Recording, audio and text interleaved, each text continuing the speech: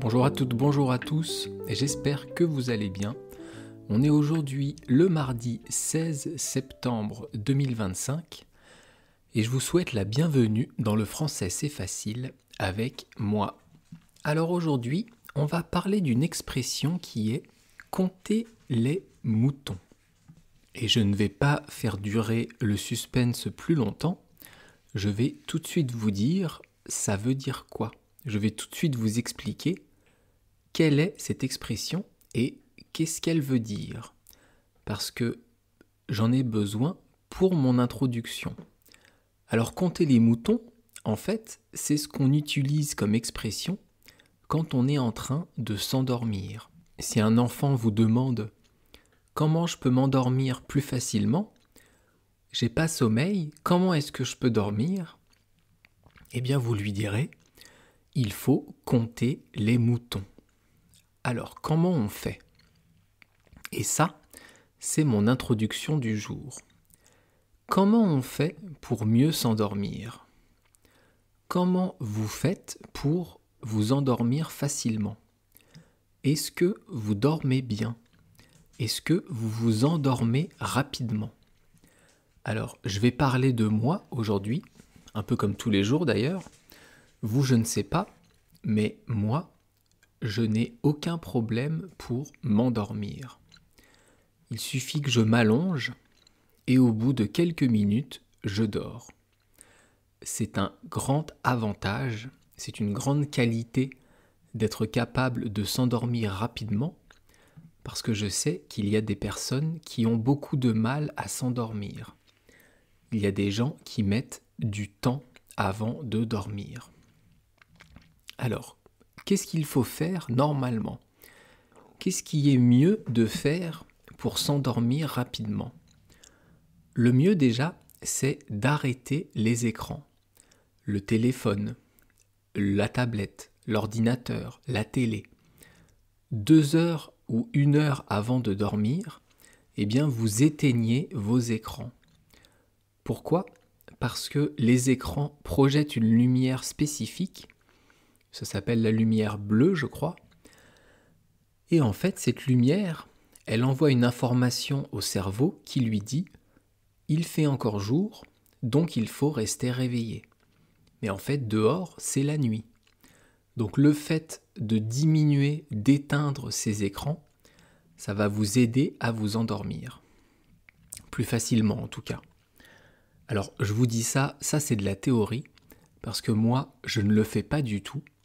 Je regarde la télé jusqu'à 10 minutes avant d'aller me coucher, et encore avant d'aller me coucher, je regarde une dernière fois mon téléphone. Donc je vous ai donné la théorie, moi je ne le fais pas du tout, parce que je n'ai pas de problème à m'endormir. Alors comment je fais? C'est quoi ma méthode? Eh bien en fait, quand je m'allonge, je vais fermer les yeux, bien sûr, et je vais penser à quelque chose que j'aime faire. Je vais m'imaginer dans une situation où c'est agréable pour moi. Par exemple, j'aime jardiner, j'aime travailler la terre, j'aime m'occuper du jardin, et donc je m'imagine les pieds dans l'herbe. Il y a un vent tiède, un vent chaud qui caresse mon visage, qui parcourt tout mon corps. Il y a du soleil, mais il y a aussi des nuages. Donc le temps n'est pas trop chaud. Le temps est idéal pour être dehors et pour s'occuper du jardin. Quand je vous dis tout ça, c'est ce que je suis en train en fait d'imaginer quand je m'endors, quand j'essaye de m'endormir. Je ferme les yeux et je m'imagine les pieds dans l'herbe, pieds nus, avec un soleil, avec des nuages, avec un peu de vent. Et je suis en train de m'occuper du jardin. Je suis en train de planter des arbres. Je suis en train de planter des plantes, de tondre la pelouse, d'enlever les herbes que je ne veux pas, de tailler les haies. Je fais du travail de jardin et je m'imagine avec toutes les sensations qui en découlent. Je m'imagine vraiment être dans un jardin avec toutes les sensations que procure ce jardin. Le temps, le soleil, le vent, est-ce qu'il pleut, est-ce qu'il fait beau, est-ce qu'il fait froid, est-ce qu'il fait chaud. Je m'imagine les odeurs, l'odeur de la terre, l'odeur des feuilles coupées, de l'herbe coupée après la tondeuse. Je m'imagine tout ça, et avant que j'ai fini de m'imaginer tout ça, eh bien, je dors. Alors pour moi, c'est le jardin. Pour moi, c'est cet endroit où je me sens bien, où je me sens en sécurité, je me sens libre, je me sens dans mon élément. Mais pour vous, ça peut être autre chose. Ça peut être, si vous aimez la natation, eh bien, quand vous nagez, eh bien, imaginez-vous dans la piscine, vous êtes tout seul, vous avez le temps, vous n'avez pas de rendez-vous. Imaginez la sensation quand vous rentrez dans l'eau, qui est un peu froide au début et qui après est agréable.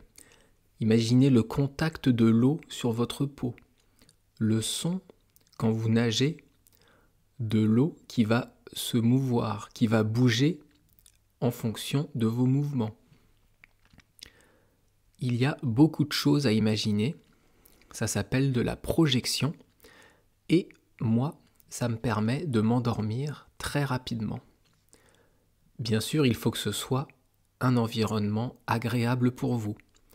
Là, je vous ai parlé pour moi du jardin, ça peut être la natation, comme je viens de vous le dire, la piscine, ça peut être la plage, ça peut être le ski, la montagne, quelque chose que vous aimez faire et où vous vous sentez bien.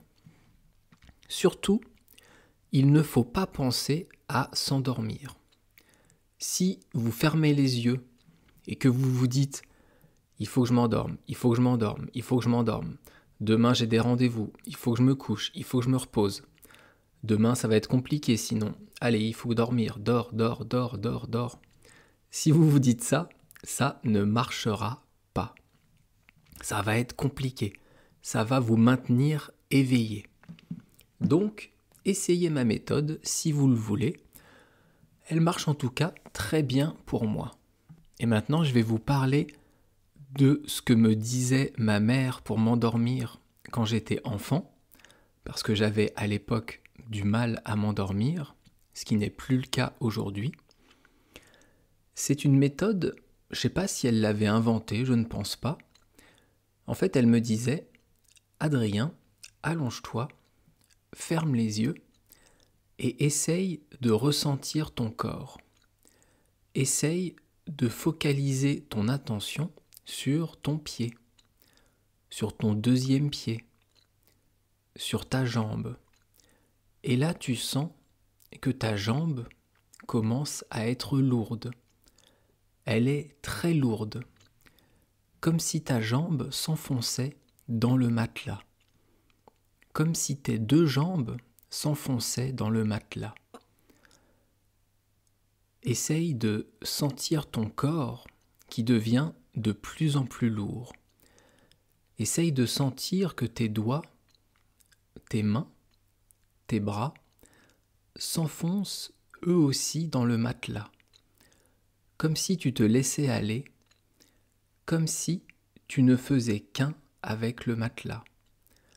Le sommeil va venir, le matelas va t'absorber et c'est comme ça que tu vas t'endormir.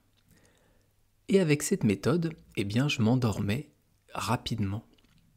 C'est peut-être que ça me détendait.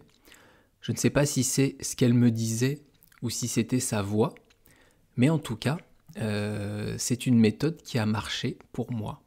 Après, il y a autre chose d'important pour le sommeil, c'est la position et le type de matelas, le type d'oreiller que vous avez.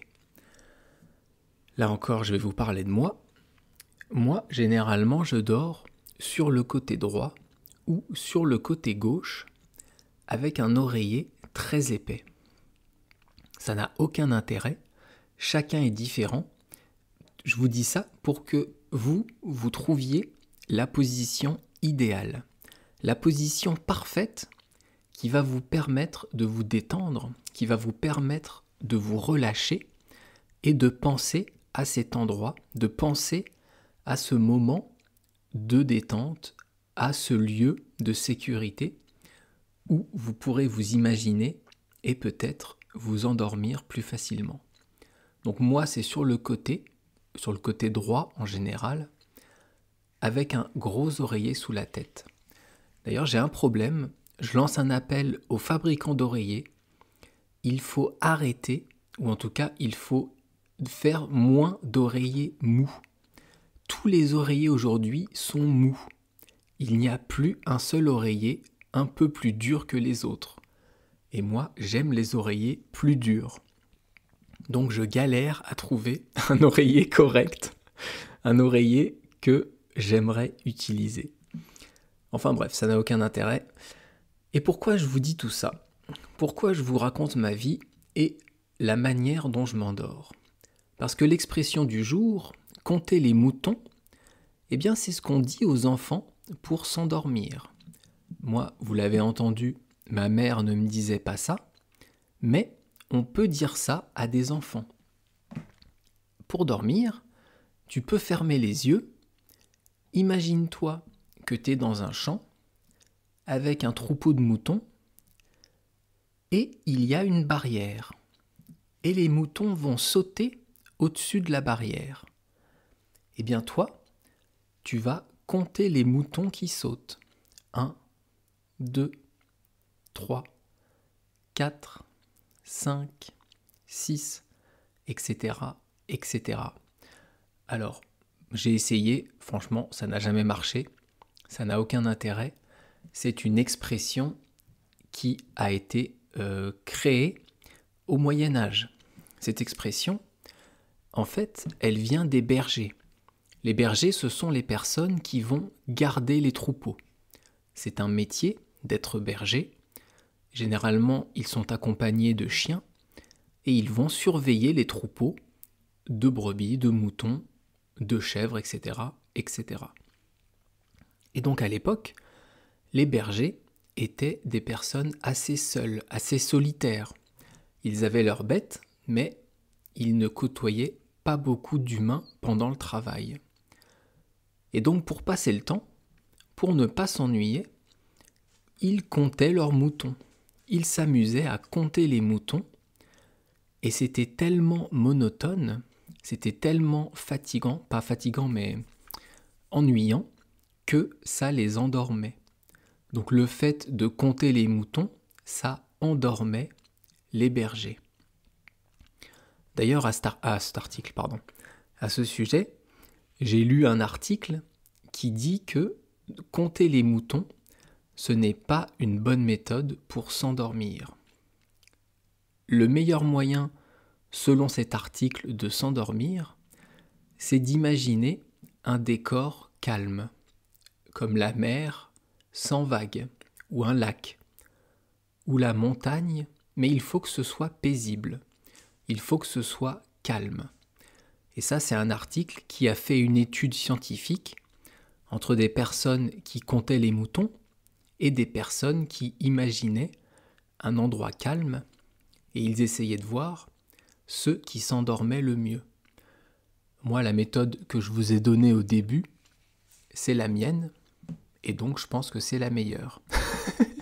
En vrai, j'en sais rien, c'est une méthode qui marche pour moi.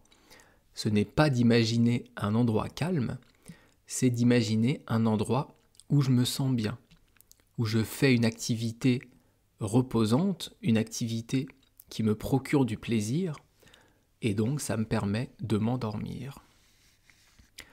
J'ai beaucoup parlé, je voulais que ce soit que mon introduction, mais ça fait déjà 15 minutes que je parle, donc on va pas faire d'astuces de français, je vais juste vous expliquer rapidement les mots de l'expression. C'est assez simple, il y en a 3. Le verbe compter. Compter, c'est ce que j'ai fait tout à l'heure. 1, 2, 3, 4. là, je compte. Et donc, je vais vous conjuguer ce verbe comme d'habitude. Présent, on va faire un temps du passé qu'on utilise beaucoup, l'imparfait, et le futur. Aujourd'hui, on va faire 3 conjugaisons parce qu'il n'y a pas beaucoup de mots dans l'expression du jour. Alors, le verbe compter au présent, ça fait je compte, tu comptes, il compte, nous comptons, vous comptez et il compte. Ensuite, à l'imparfait, donc un temps du passé, ça donne je comptais, tu comptais, il comptait, nous comptions, vous comptiez et il comptait. Et au futur, le verbe compter, ça fait je compterai, tu compteras, il comptera, nous compterons, vous compterez et ils compteront. Alors là, je vous ai séparé les syllabes au futur pour que ce soit plus facile à comprendre. Mais en vrai, si je devais parler à un Français, je dirais je compterai, tu compteras, il comptera, nous compterons, vous compterez et ils compteront. Le E au milieu, on ne le prononce quasiment pas. Et si on revient à l'expression du jour « compter les moutons », eh bien il ne reste que 2 mots, lait et mouton. Donc lait c'est un article, et les moutons ce sont les animaux qui font bé, bé. Magnifique mouton. C'est les animaux qu'on tond pour récupérer la laine et faire toutes sortes de choses. Donc aujourd'hui, c'était un peu particulier comme structure d'épisode, parce qu'on n'a pas fait d'astuce du jour, et j'ai fait une très longue introduction. L'expression « compter les moutons » en anglais, elle se dit « to count the sheep ». Oh, my mistake. In English, it's « to count the sheep ». Les chips, c'est les moutons, hein, c'est pas les chips qu'on mange. Demain, on fera une autre expression du jour, bien sûr, qui est, avoir un œil qui dit merde à l'autre. Ça, c'est une expression assez familière, mais je vous expliquerai tout ça demain. Je vous remercie de m'écouter tous les jours, ou si vous découvrez mon podcast, je vous remercie de m'écouter aujourd'hui. Il y a plein d'expressions disponibles sur mon site YouTube, sur ma chaîne ou sur votre application de podcast. Donc vous pouvez évidemment les écouter, c'est gratuit. Et si vous voulez soutenir la chaîne, si vous voulez participer à ce podcast, vous pouvez vous connecter sur mon site Patreon, prendre un abonnement et vous aurez accès à toutes les transcriptions écrites des podcasts et aussi aux contes et légendes de la mythologie japonaise et au Petit Prince. Le livre de Saint-Exupéry est disponible sur mon site Patreon en audio. Je vais m'arrêter là pour aujourd'hui et je vous dis donc à demain. Merci beaucoup, bye bye, hasta luego. Mata ne, Nihonjin no minasan to Sekaijujin. Sorry, 間違えました。ごめんなさい。またね。